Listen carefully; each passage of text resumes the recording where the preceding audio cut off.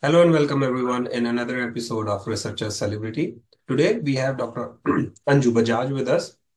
A brief introduction about Dr. Anju. She has done her master's, PhD, and postdoctoral fellowship in cell physiology from Faculty of Medicine, University of Manitoba, and currently she is a STEM advisor at STEM Educator K2-12, Manitoba Catholic School, and also is part of so many places where she is working as a volunteer and also holding this chair of board of directors at Mood Disorder Association of Manitoba, Canada. So starting from research to mental health to whatnot, we'll be having this conversation with her today. And then I hope that all the audiences, either you're a researcher or a student, will get benefited from this. Without further ado, we'll welcome Dr. Anju at the platform by saying thank you very much for taking your time out. Okay, thank you, Dr. Kishwawa, for inviting me to the Research Celebrities. And yeah, it's a privilege to be here, and I'm really happy to share my journey. I hope that as I got inspired from quite a few of you, so again, yeah, so I hope. And again, if you have any question at the end as well, please don't be hesitant to ask me. Sure, great. So we always start our conversation with a traditional question, which we have that how and when you decided that you want to become a researcher. Oh, when I want to be researcher, I think since the childhood, actually, I've had a kind of inquisitive mind or curious mind kind of thinking. I had a mind to make thing, break thing. Okay, I'll share my secret here. Mm-hmm. When I was a little kid, I was kind of obsessed reading encyclopedias. Oh, That nice. was kind of my obsession, reading encyclopedias all the time. And there was a time when my parents were worried that, okay, she's reading encyclopedias all the time. What's wrong with her? Like I'm reading like a little 6, 7 years, really. When I start reading, I started learning with encyclopedias. I find joy reading dictionaries and doing searching and researching. I think that was my first move, I can say that, with the Mm-hmm. research. That was my first interaction with the research.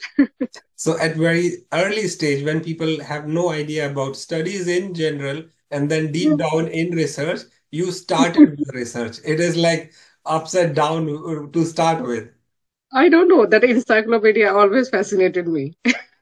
Absolutely. And I think this also shows that the curiosity of a kid can, decide their future, as they always say in India. But one thing which I would like to ask that at what part of your journey you decided that you actually want to do a PhD and why? PhD, okay, when I was doing my master's back home, that time my supervisor suggested me. Then my research, again, I should continue that one, my research. It came from my supervisor. That time I was again going back. Should I go this direction? I should go to that direction. Is it like a long time commitment with a family? Again, when you're at that age, then your family start bugging. Then okay, you should go for other life experiences, maybe go for marriages and all. But again, it was tricky for me to decide should I go research or not. But slowly, slowly, I convinced. Okay, I need to find more information on my topics. Then that time I decided that, okay, I think research, I should do it. Then the topic was kind of tricky. Then what topic I should take it, because I have various background. I have my master's in dietetics and public health nutrition, and one of masters in physiotherapy there, sports medicine. Then I have some interest in visual arts and music, and I have done something in medicine. So I was thinking which one should be, or nutrition. I have done nutrition, dietetics. So it was kind of confusing, that kind of stage, that should I do it, long time commitment. But slowly, slowly, puzzles start opening up. Then I talked to my mentors, my mom, dad, and my brother, sister, my family. They were very supportive. Then we started slowly. That time I decided that, okay, research, I should do it. I should continue that one. It was long time commitment, but it was worth doing it. It was worth doing that time. Then I came to Canada to finish it up. Then I did my postdoctoral. I got a wonderful opportunity here in St. Boniface Research Center, which is one of the best institutions associated with the University of Manitoba. There I worked in cell pathophysiology lab. Again, Coming back from India, where I get physiotherapy, never ever done the kind of dissection lab that time. But again, now I'm doing the dissection labs here. So life was different. Mhm. Coming to the country, different people, different language, different culture. It was a big culture shock for me that time. Okay, what's going on? Seeing the snow was really romantic first time. That was quite romantic, but it was not so romantic when I saw, okay, it's like sunny and it's snowing and I'm wearing my sneaker going outside and I slipped so brutally there. This is how I discovered the black eye. Mhm. So, so it was kind of so many episodes there, but finally then from there, I was teaching some summer students. I had my grad students, undergrad students in the lab.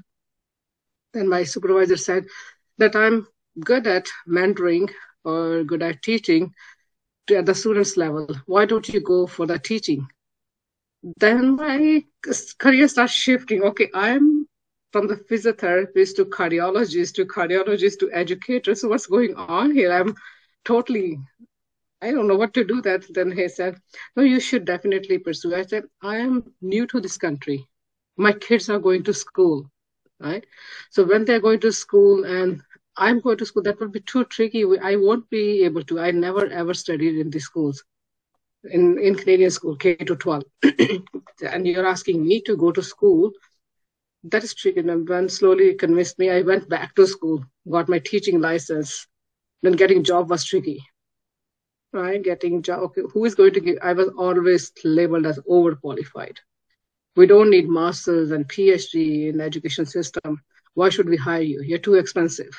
Mhm. Because I'm not sure if you know that in Canada we have a classification class 4, 5, 6, 7. Some class 7. I'm the top level. So class 7 means if you're PhD or masters, then you not get the class 7 classification. There are so even the class 4 people who have done BSc they can teach too.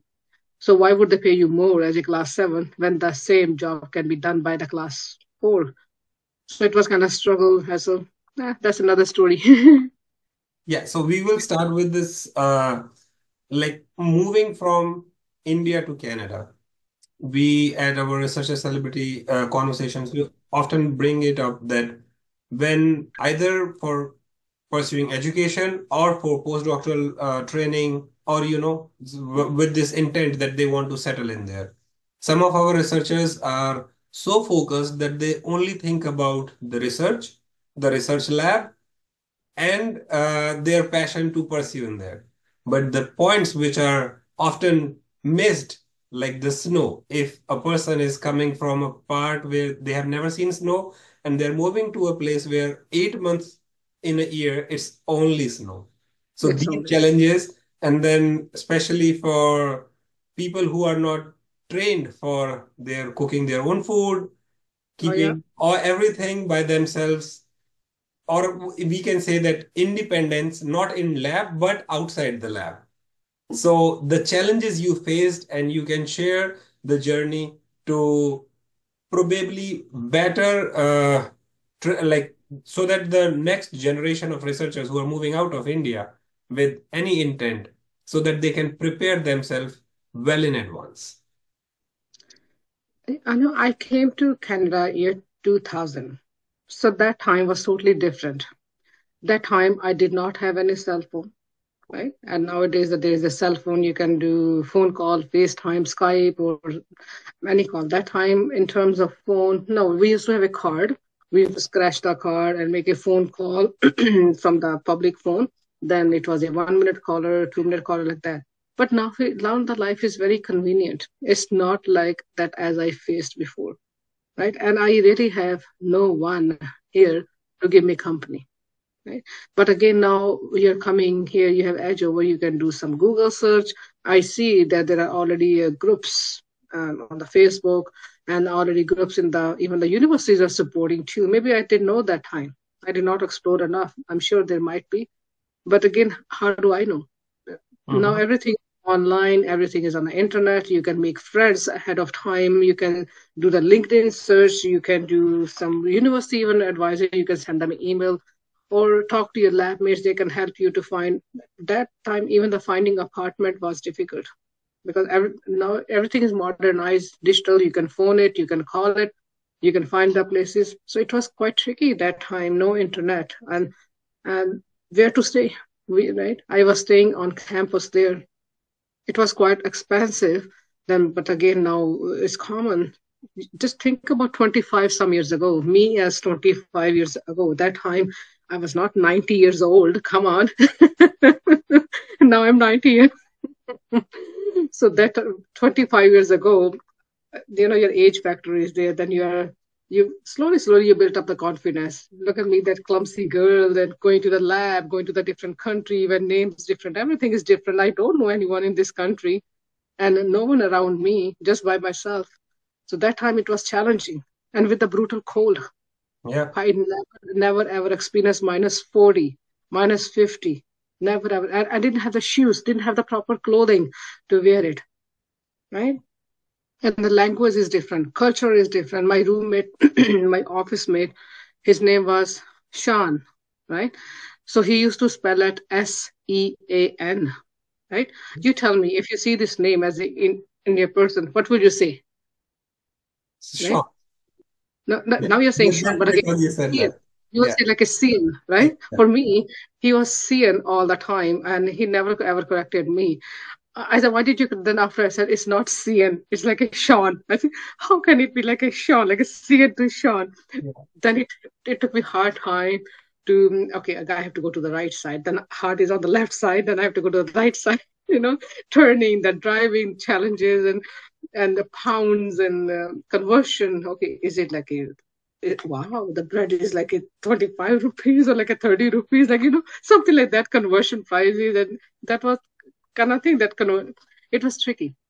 But I think life is a little bit not like I would say totally change, but again, it's little smooth, little easy, as long as you're open. As you're open, this Canada is a land of opportunities. As we are open to discussion, people are generally helpful. Generally, they are helpful if you go with a good intention.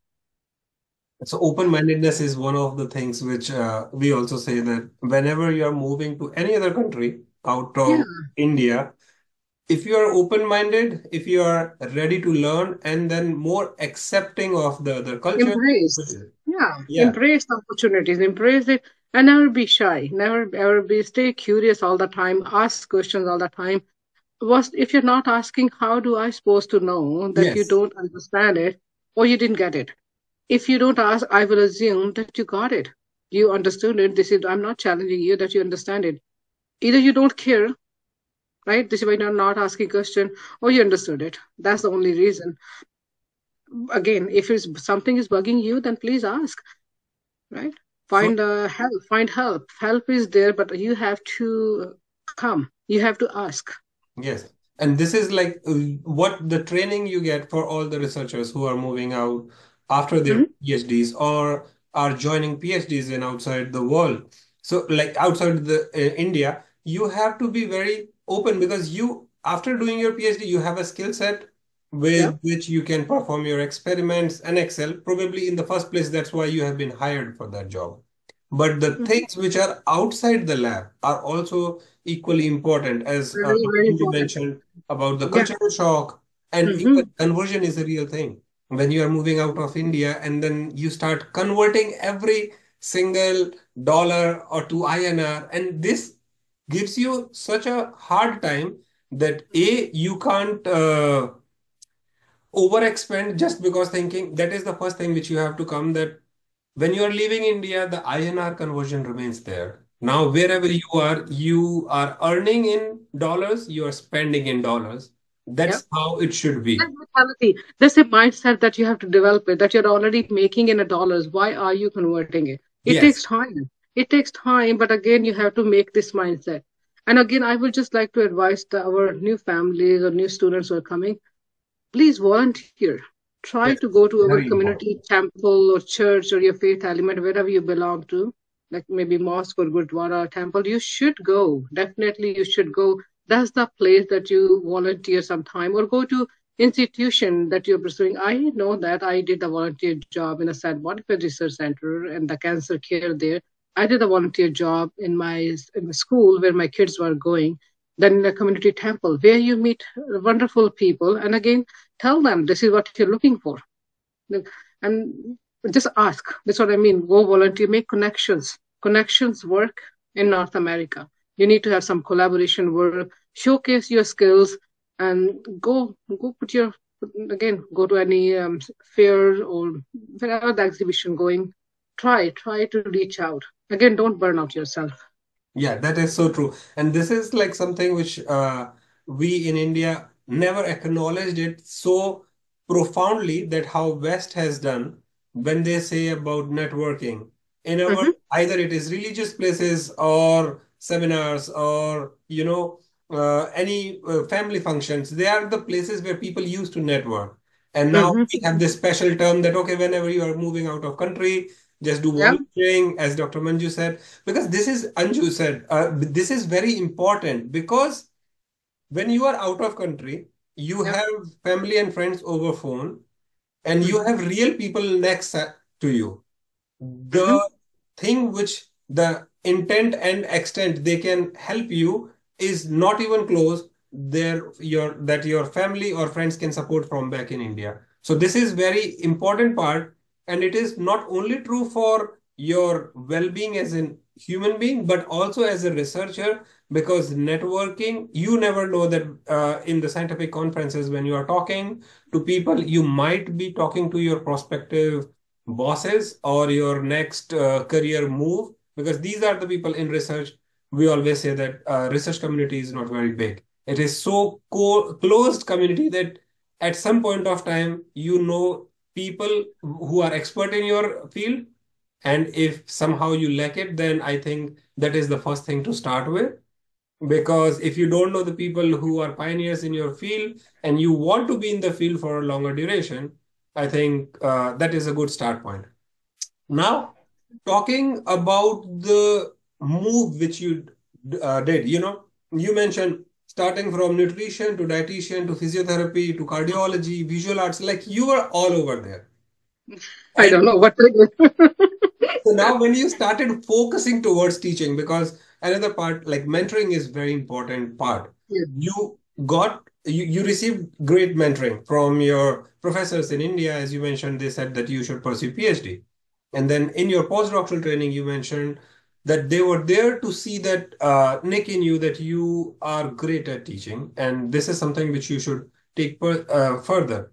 So when you received this mentoring and now you are mentoring the kids, I would like to ask, like what you can share with the students, either the PhD students or the postdoctoral fellows who are now going to take those jobs, like mentoring their peers. Mentoring, if you, there are two things, mentor or mentee.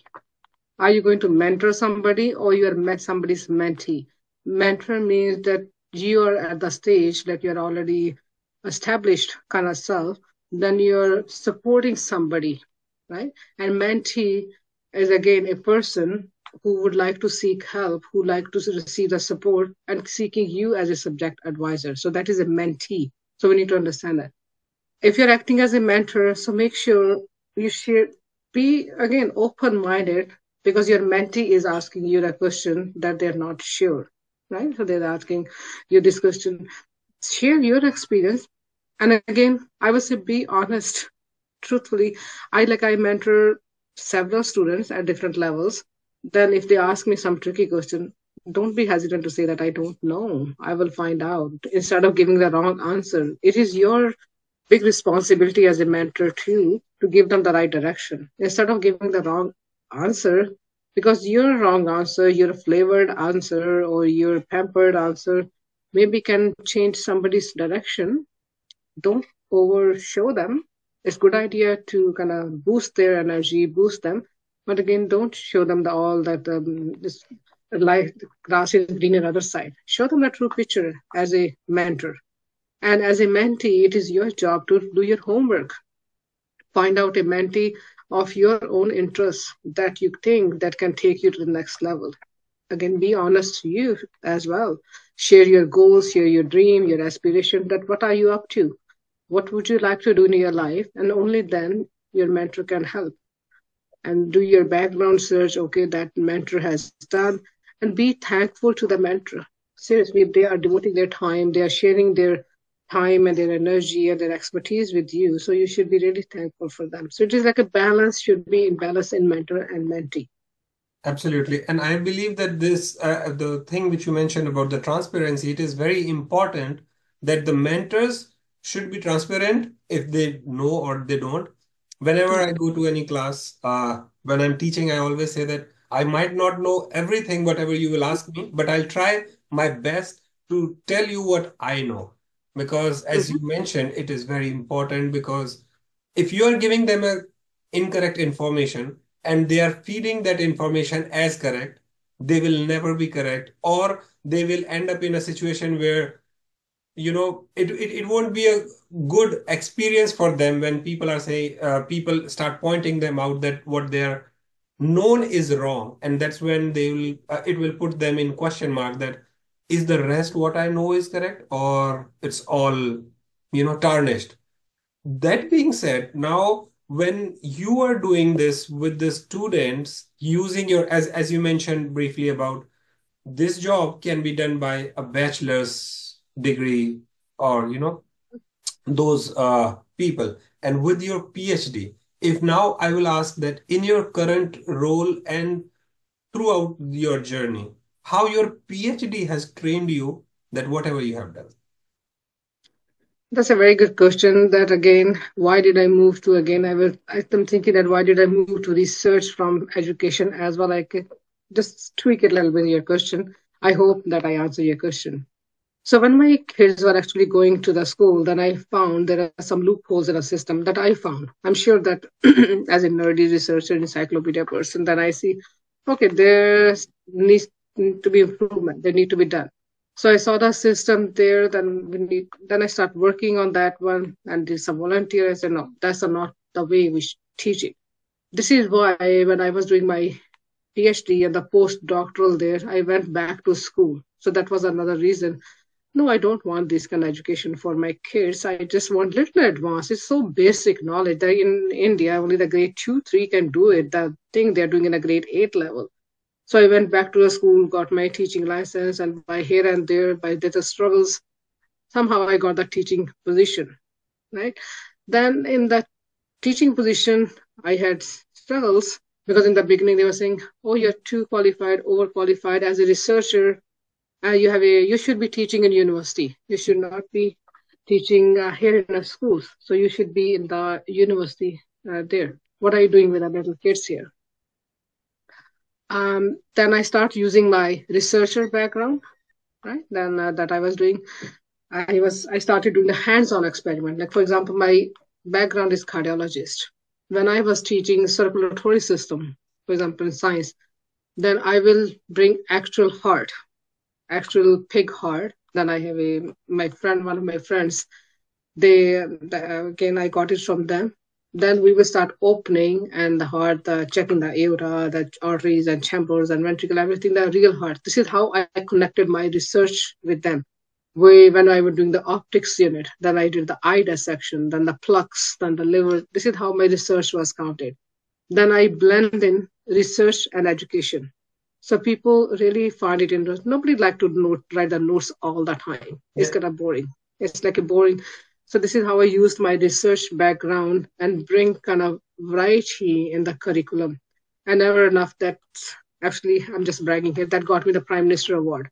So I Mhm. got Prime Minister's National Teacher Excellence Award. So I got Canada's Best Teacher Award for blending, for my PBL theory, for problem-based learning, and because my methods were unique.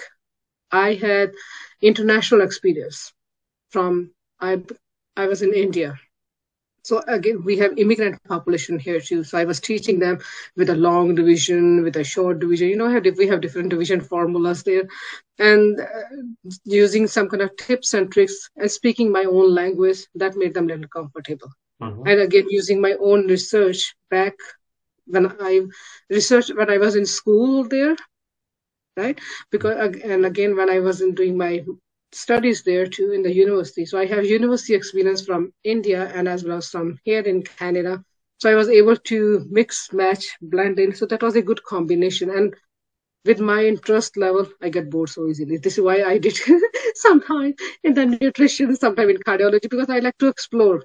I don't know, I always have that kind of, even from my childhood with my dad, that was my question, why all that time? Just say why it is so, why it is that, and they were all saying all the time. That was my thing. I was doing, as I said, research. This is how I was able to bring my research in education. Now in the 21st century, the future is STEM.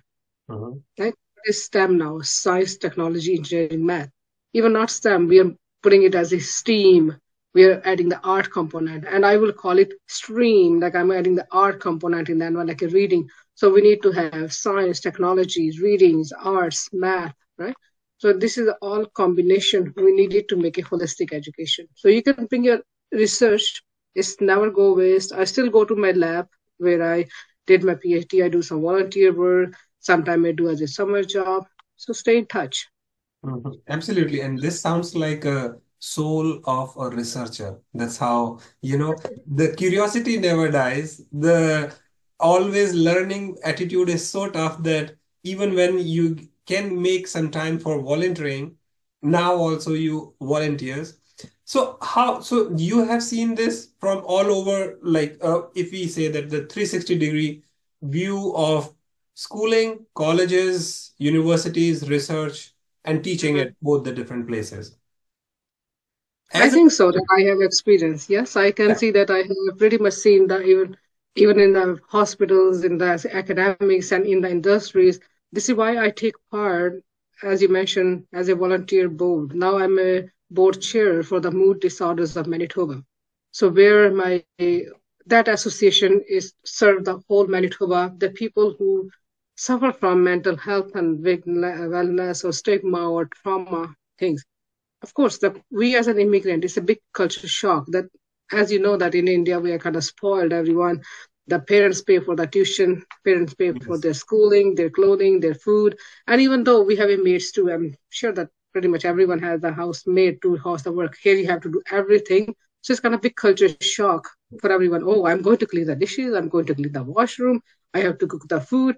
You know, it's a big dilemma here, big culture shock. Yes, that institution, not only this, and again, when the COVID things happen, when people got laid off from their job Mhm. and people were not able to go outside, there are so many things happen around.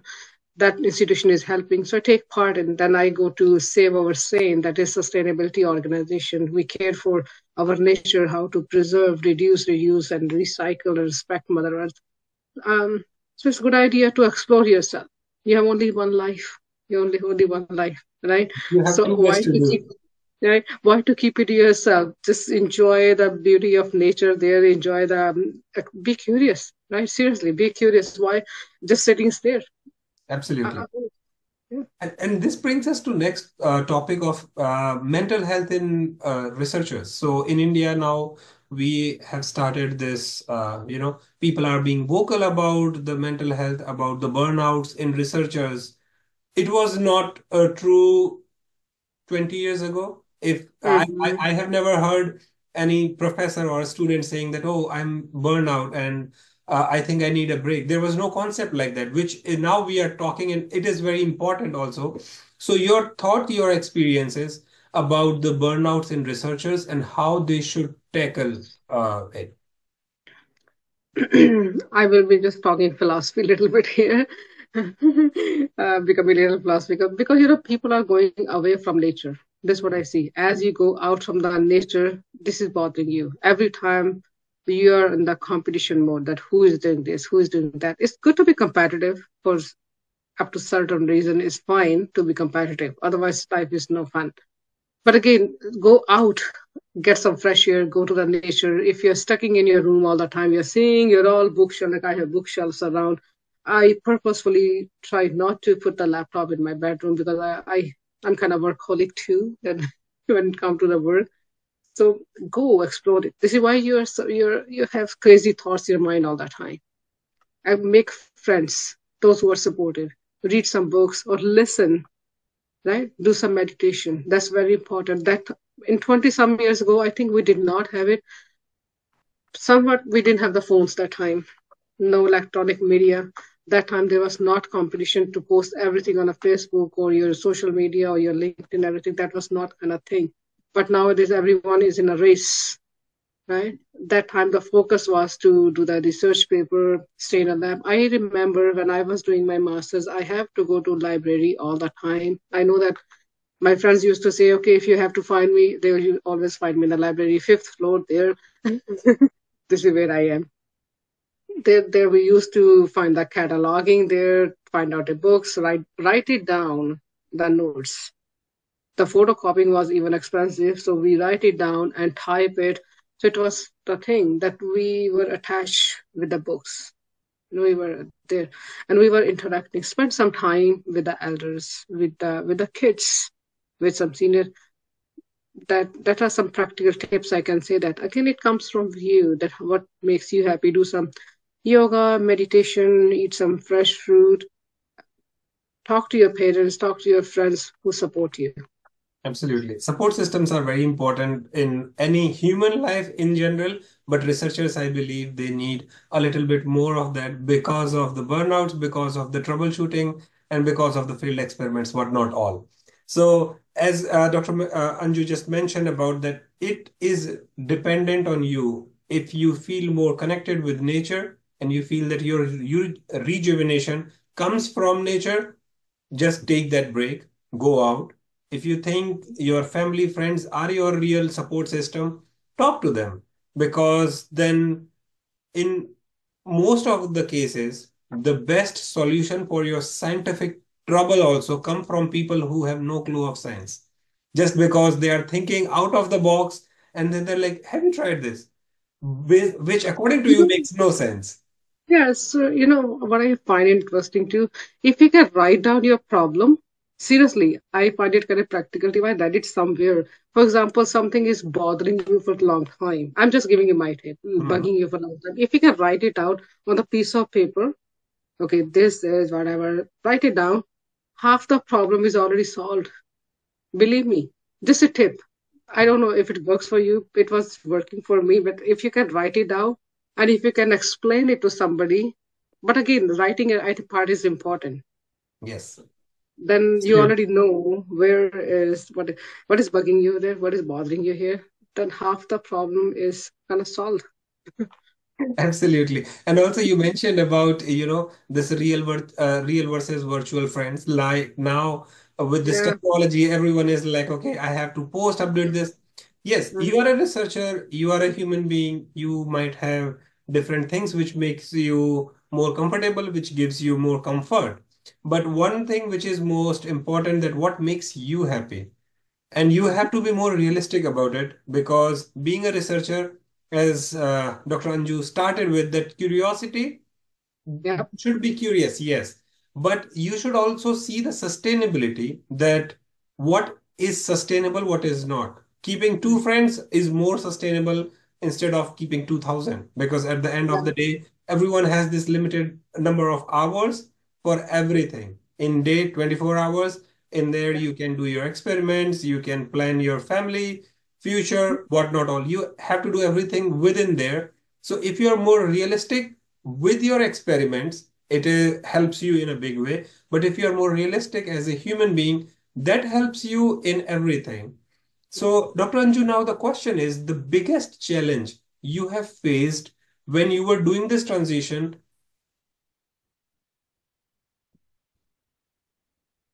Transition from researcher to education, you mean? Yes. It was challenging because again I was going again inclining, sometime again going back, wanting to go to research, wanting to go to my lab. I was missing that kind of thing that I was kind of free to again plan my own things, right? In the researcher, you plan your own experiment, go to the lab, come back on time. But when you're in a education, it's a structured schedule.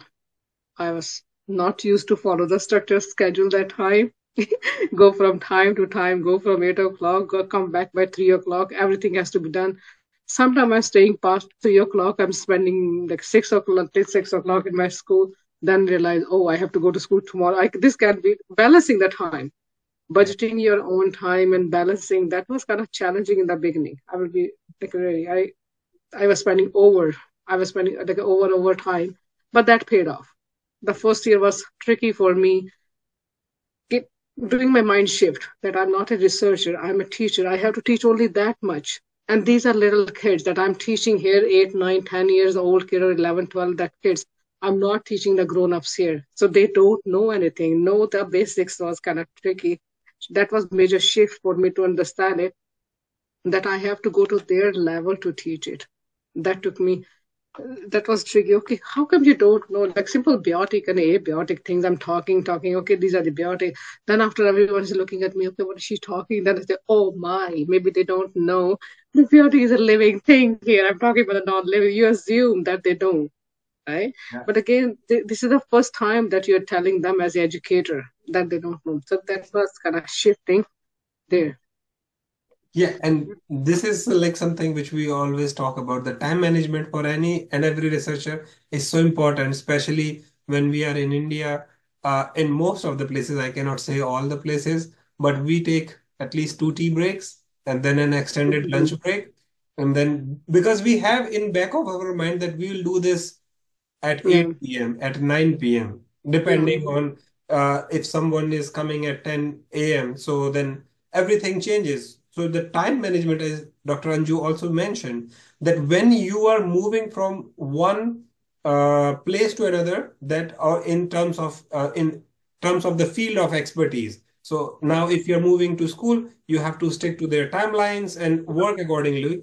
And then also shifting the gears, this is one thing which we always talk about, that how your talk, your words are based on your audiences. So if you are presenting your scientific work at an international conference, the way you prepare your talk is so different. But if you are doing a community outreach, explaining the That's right. same research you are doing, it is so different.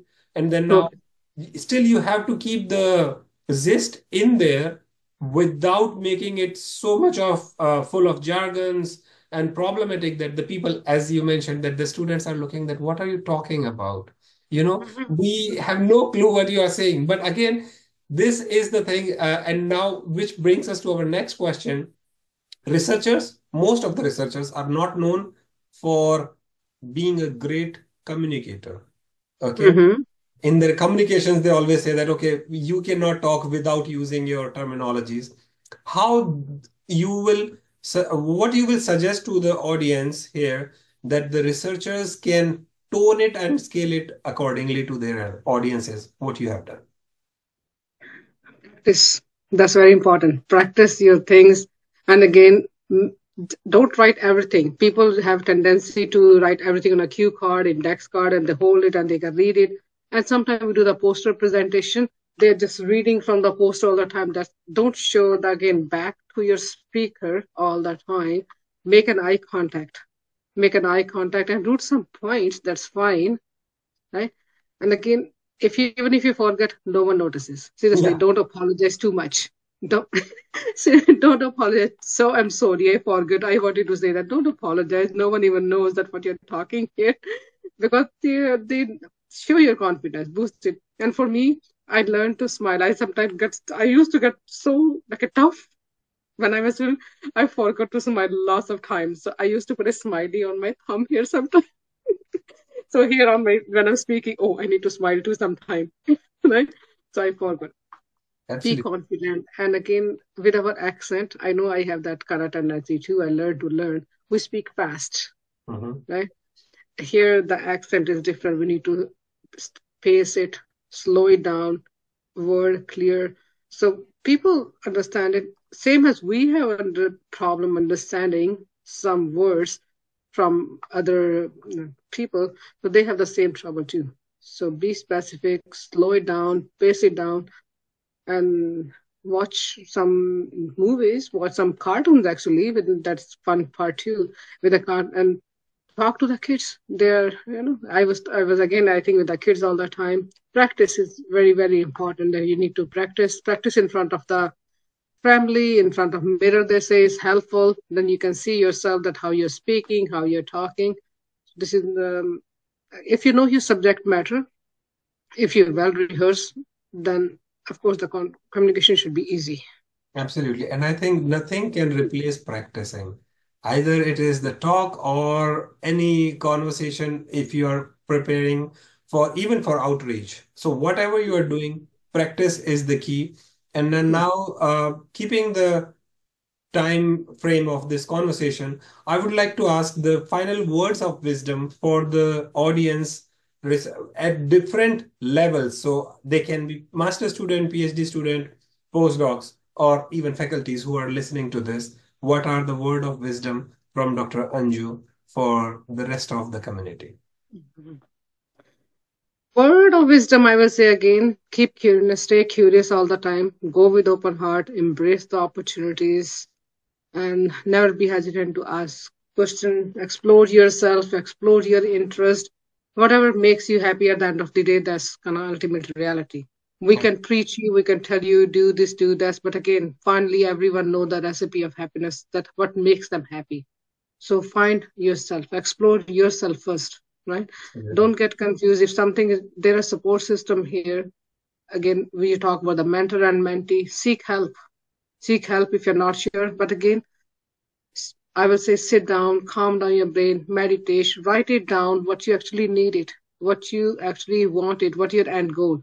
Start from end to the beginning, right? You can decide about the smart thing too. Smart like is be specific, be kind of measurable, affordable, and realistic and timely. If that formula works for you, then adapt a smart goal if that works for you. But again, you know yourself that what makes you happy, right? Exactly. And uh, no one else can help you That's find the yourself most and important thing. be curious, be open-headed. This is what my thing is. Lifelong learning is a key. Yeah, If you're already kind of arrogant that I know that I have done masters, I have done PhD, I learn every day. Seriously, I learn every day from different walks of people. Different, I go there, okay, that's a learning. So you should be curious all the time. absolutely. And I'm sure that all of the audience can agree with what you just mentioned. And with this, we'll say to all everyone who want to contact Dr. Anju, they can find her on LinkedIn and have write us at Empowering Science Foundation if you want to be in touch with our researcher celebrities. We are going to start the program of mentor and mentee program, where if you can have one-on-one session with them also. And for Dr. Anju, will say thank you so much for sharing the journey and motivating and guiding the next generation of researchers. Thank you so much. Thank you. Thank you so much. And again, if I could help anyone, that will be my pleasure. Thank you for having me. For all the audience, stay tuned for another episode of Researcher Celebrity and enjoy the research in the time being.